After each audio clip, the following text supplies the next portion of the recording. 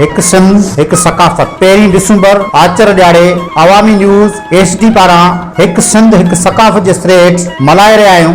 अचो त अवामी न्यूज़ सां गॾु समूरा सिंध वासी पंहिंजी धरती सां धरती जे रंगनि सां रंगजी वञो। अचो खेट खेड़ियूं, अचो सोन मेड़ियूं।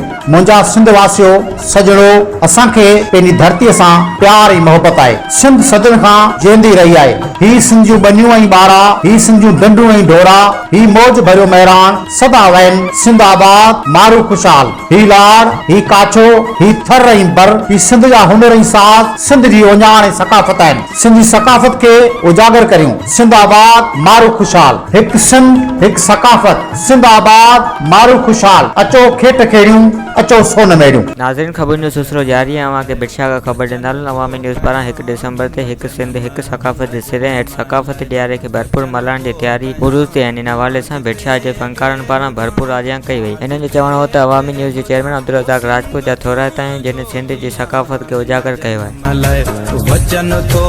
रज़ाक राजपूत साहब जो कदम इंतिहाई भलो आहे।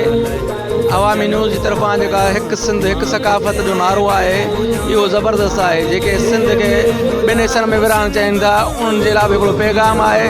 जॾहिं सिंध जे सकाफ़त अदब ऐं तहज़ीब जे लाइ वॾे में वॾो पैगाम आहे। असां तव्हां सां हिन सॼे इशूज़ में गॾु आहियूं। सकाफ़त खातो असां तव्हां सां हिन मामले में गॾु आहियूं। हीअ बहितरीनु कदम आहे। असां तव्हां हिन कदम जी साराह था कयूं। तमामु घणी ख़ुशी जहिड़ी ॻाल्हि आहे त अब्दुल रज़ाक राजपूत साहिबु हीउ जेको कदम खयो आहे हिकु सिंध हिकु सकाफ़त जे नाले सां ख़ासि करे भिटाई जी नगरी में तमामु हिकिड़ो बहितर महसूसु पियो थिए। ऐं उहो मुर्शिद उहो भिटाई जंहिं ॻाल्हि ई सिंध जी कई आहे, पूरी काइनात जी ऐं पूरी दुनिया जी ॻाल्हि कई आहे, उते इनशाअल्लाह असां इन ॾींहं ते इहो माण्हुनि खे महसूसु कराईंदासीं, माण्हुनि खे इहो करे ॾेखारींदासीं त असांजी हिकु ई सकाफ़त आहे, हिकु ई सिंध आहे। सिंध जेको ॿियो हिसो कोन्हे, हिकु ई सिंध आहे। सो इनशाअल्लाह असां रागी फ़क़ीर ऐं बिरशा जा शहरी इहो तव्हांखे साबित करे ॾेखारींदासीं त असांजी हिकु ई सकाफ़त आहे। एतिरी जेका पुराणी सकाफ़त आहे, जेका 5000 साल पुराणी तहज़ीब आहे असांजी मोहन जे दड़े जी, उहा तारीख़ असां तव्हांखे साबित करे ॾेखारींदासीं।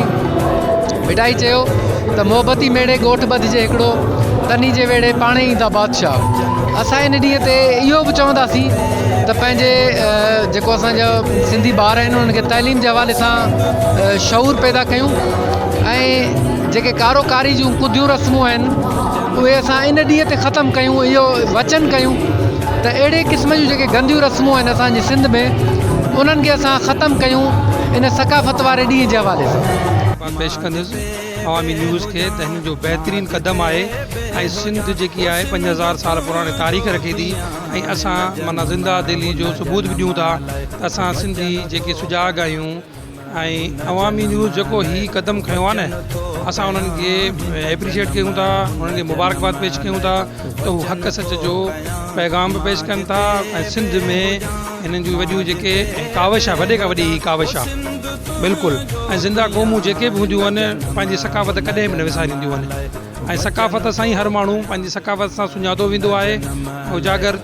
ऐं तव्हांजो जेको उजागर कयो आहे असां तव्हांखे वरी मुबारकबाद पेश कयूं था ऐं असां तव्हां सां इन क़दम में तव्हांजो साथ आहे। असां सकाफ़त खाते तरफ़ां बि सभिनी दोस्तनि खे तव्हां न्यूज़ वारनि खे मुबारकबाद पेश कयूं था। वधीक ख़बरनि ऐं तफ़सील जे लाइ विज़िट कयो असांजी वेबसाइट awamiNewsHD.com ऐं ॾिसंदा रहो अवामी न्यूज़ HD।